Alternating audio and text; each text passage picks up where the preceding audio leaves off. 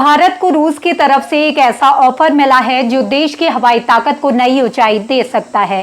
रूस के राष्ट्रपति व्लादिमीर पुतिन ने कहा है कि उनका देश भारत के साथ दुनिया के सबसे आधुनिक लड़ाकू विमानों में से एक Su-57 कार्यक्रम पर मिलकर काम करने को तैयार है। आखिर ये ऑफर कितना बड़ा है और भारत के लिए इसके क्या मायने हैं, आइए समझते हैं।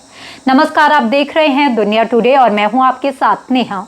भारत को रूस की तरफ से एक ऐसा ऑफर मिला है जो आने वाले समय में देश की रक्षा ताकत को और मजबूत बना सकता है। रूस के राष्ट्रपति व्लादिमीर पुतिन ने भारत के सामने 5वीं पीढ़ी के लड़ाकू विमान Su-57 को लेकर बड़ा प्रस्ताव रखा है। खास बात यह है कि रूस सिर्फ विमान बेचने की बात नहीं कर रहा, बल्कि भारत के साथ मिलकर इस कार्यक्रम पर काम करने की भी पेशकश कर रहा है। सेंट पीटर्सबर्ग में दुनिया की कई बड़ी समाचार एजेंसियों के प्रमुखों से बातचीत के दौरान पुतिन ने भारत को लेकर खुलकर बात की। उन्होंने कहा कि रूस भारत के साथ Su-57 लड़ाकू विमान कार्यक्रम पर सहयोग करने के लिए तैयार है। इतना ही नहीं, उन्होंने Su-57 को दुनिया का सबसे बेहतरीन लड़ाकू विमान भी बताया। पुतिन ने कहा कि रूस को भारत के साथ तकनीकी साझा करने में कोई दिक्कत या सीमा नहीं है। ये बयान इसलिए भी महत्वपूर्ण माना जा रहा है क्योंकि आमतौर पर कोई भी देश अपनी सबसे आधुनिक सैन्य तकनीकी आसानी से साझा नहीं करता, लेकिन रूस का कहना है कि वो भारत को सिर्फ ग्राहक नहीं बल्कि एक भरोसेमंद रणनीतिक साझेदार मानता है। अब सबसे पहले समझते हैं कि आखिर ये Su-57 है क्या। Su-57 रूस की 5वीं पीढ़ी का स्टेल्थ लड़ाकू विमान है। इसे इस तरह डिजाइन किया गया है कि दुश्मन के रडार इसे आसानी से पकड़ ना सके। ये लंबी दूरी तक हमला करने, तेज गति से उड़ान भरने और आधुनिक हथियारों के इस्तेमाल में सक्षम माना जाता है। दुनिया में 5वीं पीढ़ी के लड़ाकू विमानों की संख्या बहुत कम है, इसलिए किसी भी देश के लिए ऐसी तकनीक तक पहुंचना बड़ी बात माना जाता है।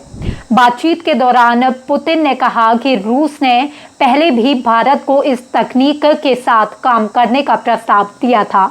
उन्होंने कहा Su-57 विमान संयुक्त परियोजनाएं भी बन सकता है। हालांकि रूस ने इसे खुद विकसित किया, लेकिन अब वो भारत के साथ इस कार्यक्रम में सहयोग करने के लिए तैयार है। यानी रूस का कहना है कि भले ही विमान का विकास पूरा हो चुका है, लेकिन भारत चाहे तो अब वो इस कार्यक्रम का हिस्सा बन सकता है। पुतिन ने केवल लड़ाकू विमान की ही बात नहीं की, उन्होंने ये भी कहा कि रूस भारत के साथ एयर डिफेंस सिस्टम यानी हवाई सुरक्षा प्रणाली के क्षेत्र में भी मिलकर काम करना चाहता है। इससे साफ पता चलता है कि रूस भारत के साथ रक्षा सहयोग को और ज्यादा मजबूत बनाना चाहता है। लेकिन यहाँ एक दिलचस्प बात भी है, भारत ने पहले इस परियोजना में ज्यादा रुचि नहीं दिखाई थी। साल 2018 में भारत ने Su-57 कार्यक्रम से दूरी बना ली थी। उस समय भारतीय वायुसेना का मानना था कि ये विमान उनकी ज़रूरतों के मुताबिक पूरी तरह उपयुक्त नहीं है। कुछ तकनीकी चिंताएं भी सामने आई थी, जिसकी वजह से भारत ने इस परियोजना में आगे न बढ़ने का फैसला किया था। हालांकि अब हालात पहले जैसे नहीं हैं, दुनिया तेजी से बदल रही है और सुरक्षा चुनौतियां भी बढ़ रही हैं। ऐसे में Su-57 को लेकर एक बार फिर चर्चा तेज हो गई है। कई रिपोर्ट्स में दावा किया गया है कि भारत 40 से 50 Su-57 लड़ाकू विमान खरीदने की संभावना पर विचार कर रहा है। हालांकि अभी तक इस बारे में भारत सरकार या भारतीय वायुसेना की ओर से कोई आधिकारिक पुष्टि नहीं की गई है। अब सवाल उठता है कि क्या रूस सिर्फ विमान देने को तैयार है या तकनीक भी साझा करेगा। रिपोर्ट्स के अनुसार रूस ने संकेत दिए हैं कि वो भारत की लगभग सभी प्रमुख मांगों पर विचार करने को तैयार है।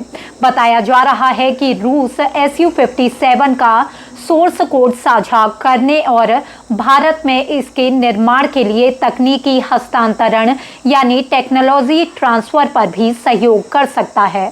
अगर ऐसा होता है तो ये भारत के लिए बड़ी उपलब्धि होगी, क्योंकि सिर्फ विमान खरीदने और खुद उसे बेचने की क्षमता हासिल करने में बहुत बड़ा अंतर होता है।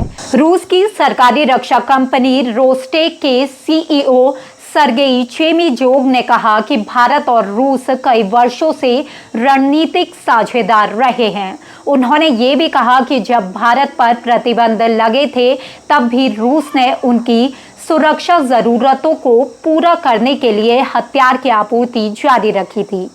साथ ही उन्होंने भरोसा दिलाया कि रूस आगे भी भारत को उसकी जरूरतों के अनुसार रक्षा उपकरण उपलब्ध कराता रहेगा।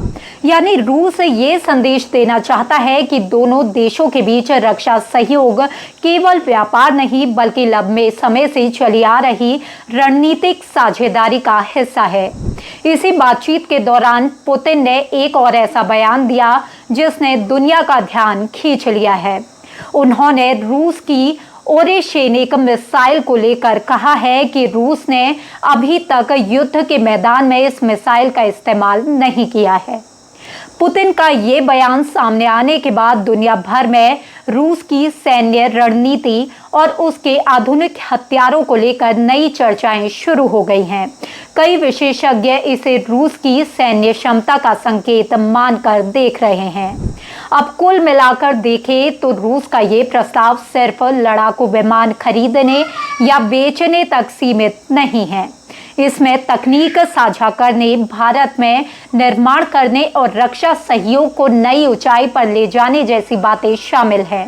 अब सबसे बड़ा सवाल यही है कि क्या भारत इस प्रस्ताव में रुचि दिखाएगा और क्या आने वाले समय में Su-57 भारतीय वायुसेना का हिस्सा बनेगा। इसका जवाब आने वाले महीनों में साफ हो सकता है। फिलहाल इस खबर में इतना ही। ऐसी ही तमाम खबरों को देखने के लिए देखते रहिए दुनिया टुडे। नमस्कार।